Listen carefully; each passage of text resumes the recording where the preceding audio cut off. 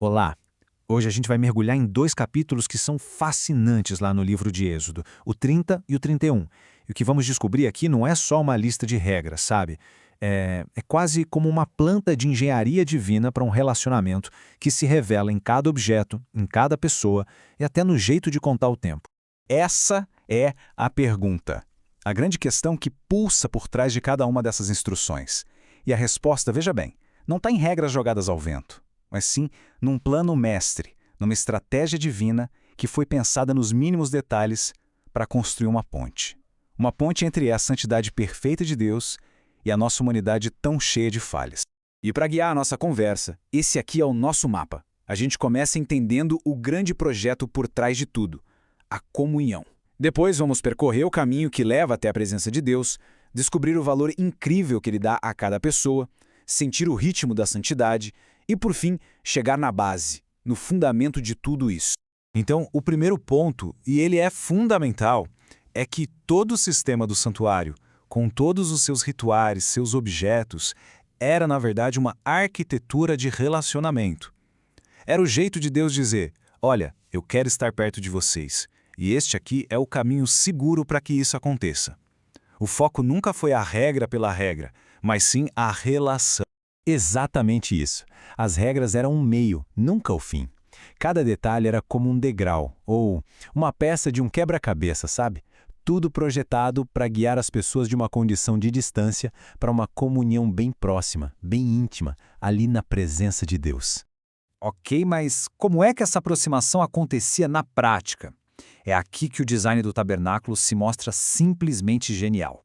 Ele nos mostra duas etapas que são indispensáveis, simbolizadas por dois objetos que ficavam bem ali, no caminho em direção ao lugar mais sagrado.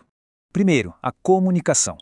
Tenta imaginar a cena. O altar de incenso, posicionado de forma estratégica, bem em frente ao véu. Ali, o incenso queimava dia e noite, sem parar. Aquela fumaça perfumada subindo era a imagem perfeita das orações do povo, chegando sem cessar até Deus. A oração aqui é como o próprio respirar da alma, algo vital. E olha que interessante, séculos depois, o apóstolo Paulo escreve essa frase que ecoa perfeitamente a mensagem do altar de incenso. A comunhão com Deus não é um evento isolado, é uma atmosfera, mantida por uma conversa que idealmente nunca termina. O segundo passo era a purificação. Antes de fazer qualquer coisa ali, antes de se aproximar do altar ou entrar na tenda, os sacerdotes precisavam se lavar na bacia de bronze.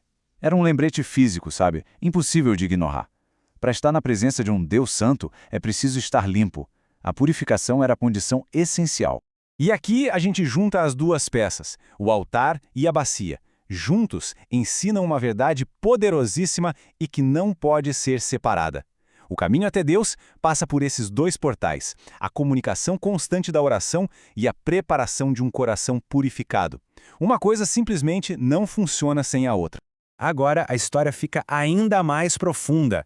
Vamos conectar duas ideias, uma de cada capítulo, que à primeira vista parecem não ter nada a ver, mas que juntas revelam uma mensagem incrível sobre o valor que Deus atribui a cada um de nós. Olha só que conexão fantástica. De um lado, em Êxodo 30, a gente tem o dinheiro do resgate, um valor igual para todo mundo. Do outro, em Êxodo 31, os dons e talentos, que cada um recebe de forma única. Juntas, essas ideias formam uma visão completa do nosso valor. Somos todos iguais na necessidade de redenção e, ao mesmo tempo, únicos na nossa capacidade de servir. Vamos focar um pouquinho nesse resgate. Cada pessoa com mais de 20 anos pagava exatamente meio ciclo, e a ordem era bem clara: o rico não dará mais e o pobre não dará menos. Isso estabelecia um princípio um princípio radical para a época. Diante de Deus, o preço da redenção é o mesmo para todo mundo. Não tem desconto nem taxa extra, o valor de uma vida é absoluto. E aí, o capítulo 31 mostra o outro lado da moeda. Se a redenção nos iguala, os dons nos tornam especiais. Deus chama dois homens, Bezalel e Aholiabe, e os enche do seu espírito, dando a eles habilidades artísticas fora do comum para construir o santuário. A mensagem é linda, todos são resgatados pelo mesmo preço e todos recebem dons únicos para contribuir com a obra de Deus. Ok, vamos para a próxima grande ideia, a santidade. No pensamento bíblico, ser santo significa ser separado para um propósito. E esse projeto divino nos mostra que essa separação não era só para as pessoas, mas também para o tempo e até para certas substâncias. Primeiro, vamos falar sobre a ideia de um tempo separado.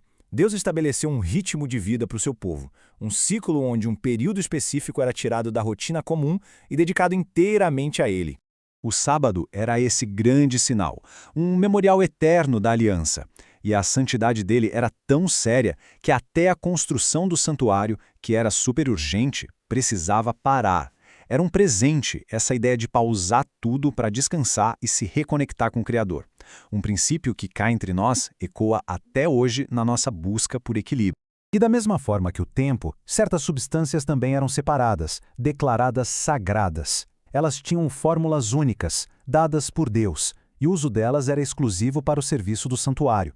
Essa frase, dita sobre o óleo da unção, resume tudo. As receitas do óleo e do incenso eram exclusivas. Era proibido fazer igual para uso pessoal. Isso ensinava uma lição visual e até olfativa sobre a diferença entre o que é sagrado e o que é comum, entre o que é de todo mundo e o que pertence exclusivamente a Deus. E agora a gente chega no clímax da nossa análise. Depois de detalhar os objetos, as finanças, os dons, o tempo, Deus entrega a base, o fundamento sobre o qual todo esse projeto de relacionamento foi construído. Pensa bem, a gente viajou por todo o projeto. O altar da comunicação, a bacia da purificação, o resgate que nos iguala, os dons que nos fazem únicos, o tempo e as substâncias separadas. Mas qual é a rocha que sustenta tudo isso? Bem, além de todos esses rituais e elementos físicos que eram de certa forma temporários, Deus proveu algo permanente, algo escrito em pedra, a base moral e espiritual da sua aliança com o povo. Este é o ponto final, e talvez o mais importante de todos: a lei. E perceba o detalhe que faz toda a diferença. Ela não foi ditada para Moisés escrever. O texto diz que foi escrita pelo dedo de Deus. Imagina o peso disso. Essa imagem transmite uma autoridade divina que é absoluta, uma permanência que vai além de todo o resto. Esse é o fundamento. Então, no fim das contas, Êxodo 30 e 31 não são só um manual de construção antigo. São, na verdade, um projeto atemporal de como se relacionar com Deus. Um projeto que se apoia em 3 pilares gigantescos: a comunhão constante, o valor igualitário de cada pessoa e uma vida de santidade, ou seja, uma vida separada por um propósito maior. E isso tudo nos deixa com uma reflexão, né? O tabernáculo físico não existe mais, mas os princípios por trás dele, esses são eternos.